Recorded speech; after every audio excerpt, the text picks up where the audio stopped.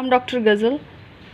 हमने जो एलन के नोट्स की जो सीरीज़ शुरू की है उसकी आज हम सेकेंड रेमेडी डिस्कस करेंगे, जो कि है एसिटिकम एसिडिकम। इसका जो कॉमन नेम है वो है ग्लेशियल एसिटिक एसिड एंड जो इसका केमिकल फार्मूला है वो है C4H3O3।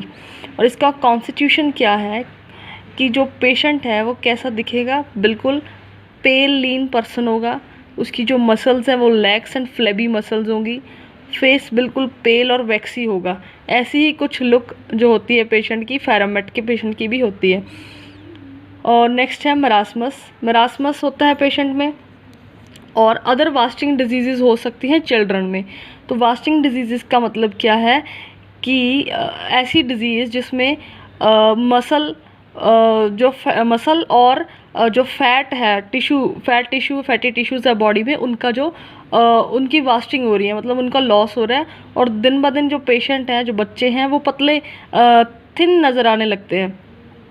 तो वास्टिंग डिजीज़ मेनली किसी न किसी न्यूट्रिशनल डेफिशिएंसी की वजह से हो सकती हैं, प्रॉपर कैलोरी इनटेक ना हो उस वजह से हो सकती है, या किसी भी डिज़ीज़ जैसे हार्मोनल डिज़ीज़, एड्स, टीबी, इन डिज़ीज़ के साथ भी जो वास्टिंग है वो एसोसिएटेड हो सकती है।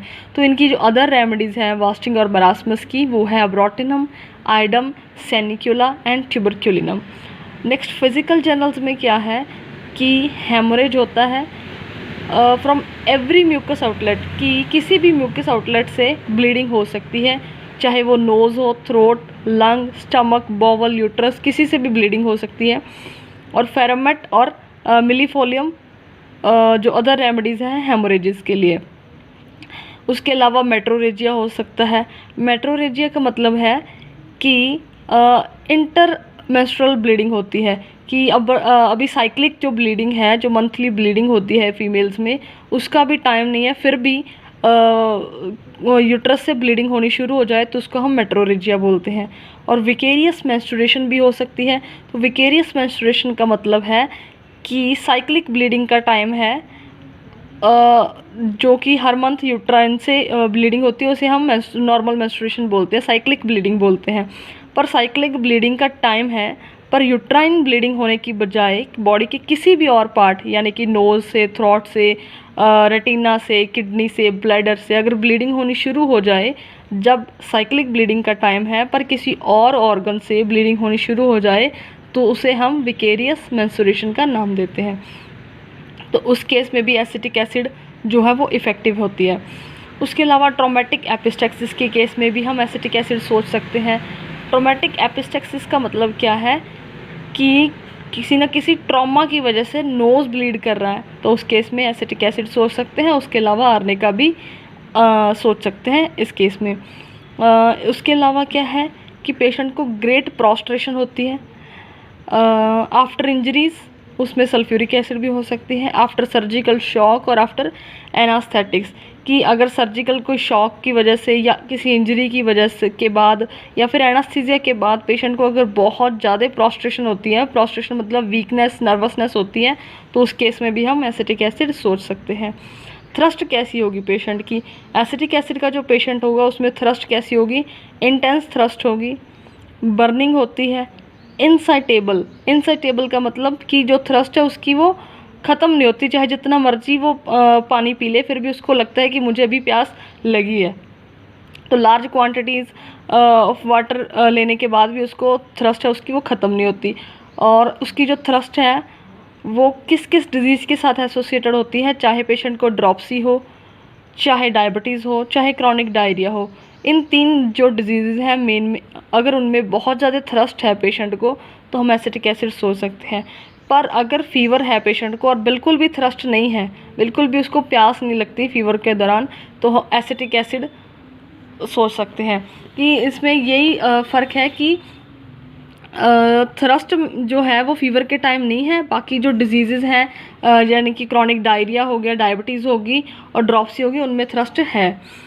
उसके अलावा है हमारा cannot sleep lying on back. जो पेशेंट है वो बैक के बल नहीं लेट सकता, कि सीधा बिल्कुल बैक के बल वो नहीं लेट पाता। ये उसकी कंप्लेंट्स को वर्स करती है जो पोजीशन है। पर जो स्लीप्स बेटर ऑन बैक, कि जो बैक के बल लेट के अच्छा फील करता है वो होता है आर्सेनिक पेशेंट।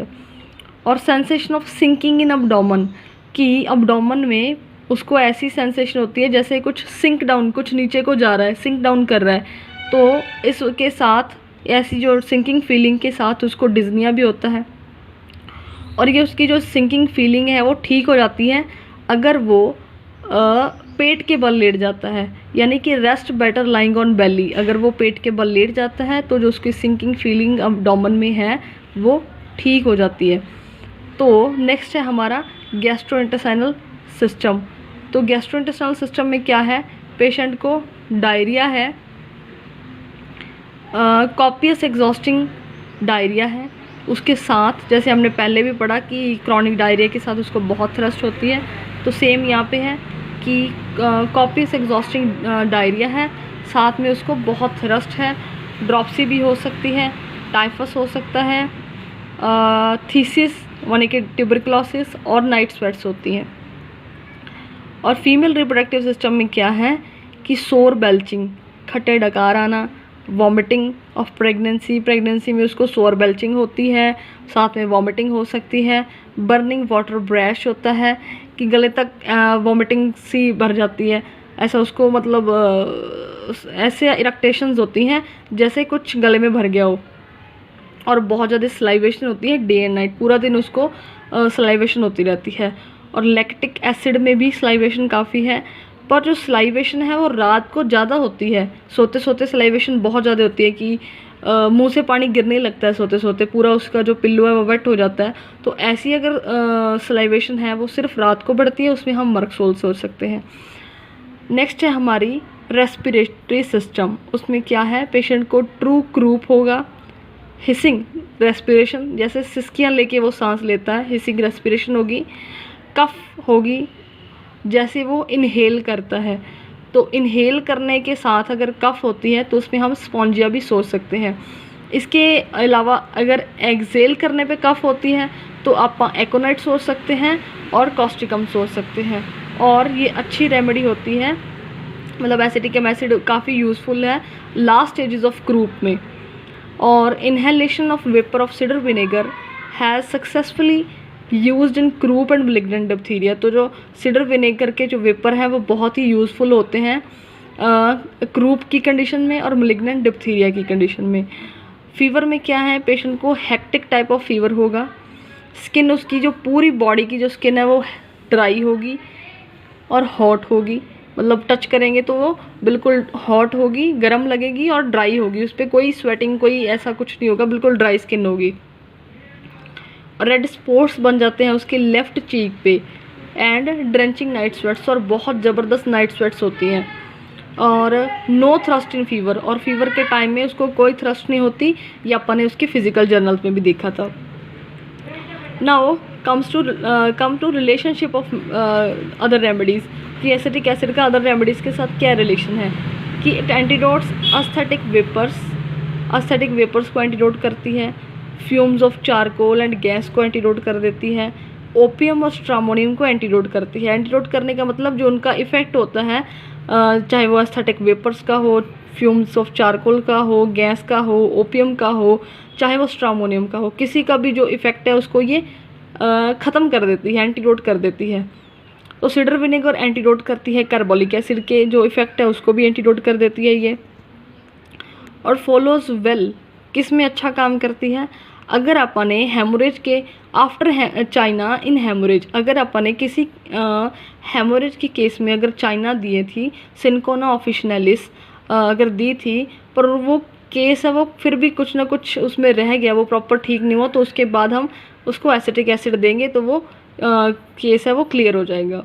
और आफ्टर डिजिटलिस दे सकते हैं इन केस ऑफ ड्रॉप्सी, मतलब अगर ड्रॉप्सी के केस में अपन ने पहले डिजिटलिस दी थी और उसके कुछ ना कुछ इफ़ेक्ट्स रह गए हैं फिर भी ठीक नहीं हुआ, प्रॉपर केस क्लियर नहीं हुआ, तो उसके बाद हम एसिटिक एसिड पेशेंट को दे सकते हैं। और ये एग्रावेट करती है आर्निका, बेल, लैकेसिस, मर्क के सिम्टम्स को, और स्पेशली अगर हेडेक फ्रॉम बेलाडोना हो तो उसको ये एग्रावेट कर देती है। तो ये था all about the acetic acid. हमारी जो आगे सीरीज़ में हम डिस्कस करेंगे जितनी भी जो एलन की नोट्स की मेडिसिन है उनको प्रॉपर अच्छे से समझने के लिए, सुनने के लिए आप हमारे चैनल को सब्सक्राइब करें और हमारी वीडियो को शेयर करें और कमेंट करके ज़रूर बताएं कि कहाँ पे आपको कुछ इम्प्रूवमेंट चाहिए या कैसी लगी हमारी वीडियो। तो बने रहिए डॉक्टर गज़ल होम्योपैथी के साथ। Thank you so much.